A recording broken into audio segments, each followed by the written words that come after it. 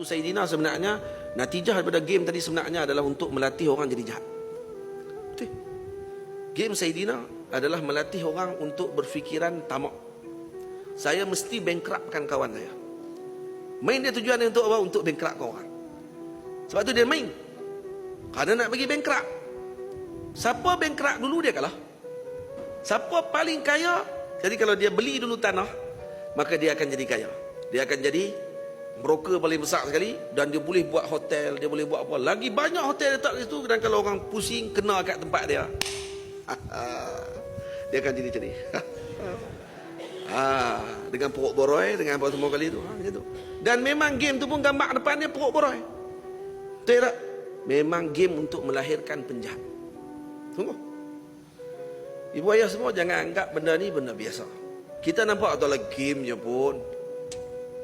Game saja ni tidak orang tak bincang lah masalah game-game ni.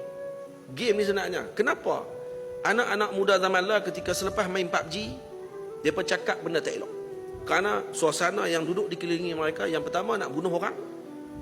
Yang kedua, mereka kena maki kawan-kawan mereka yang tidak mampu buat macam mereka nak. Jadi dia melatih orang untuk memaki hamun. Betul Fudail? Yang ini bukan main-main. Sebab tu Al-Imam dalam mansub kepada Imam Ibn Arabi, ada satu game, dia tulis kitab tajuknya Satranj Al-Arifin. Satranjul Arifin. Satranj ni chess sebenarnya, tapi Satranjul Arifin ni adalah satu lukisan dam ulak. Dam ulak ni. Satranjul Arifin ni dia ada nombor 1 sampai nombor 100. Kita kalau main game ulak, kita nak buat apa main game ulak? Ibu-ibu, ayah-ayah, pernah tak beli game ulak? Nah kan, kita main dadu. Sebenarnya masalah dadu ni saja pun dibincang oleh ulama. Sebab dia suka lebih kepada masalah nasib. Semua benda dilempak dengan dadu, nasib. Maksudnya kita nampak benda tu biasa aja. Sebab tu Muslim adalah orang yang mukmin, adalah orang yang melihat suatu tadi dengan tafakkur.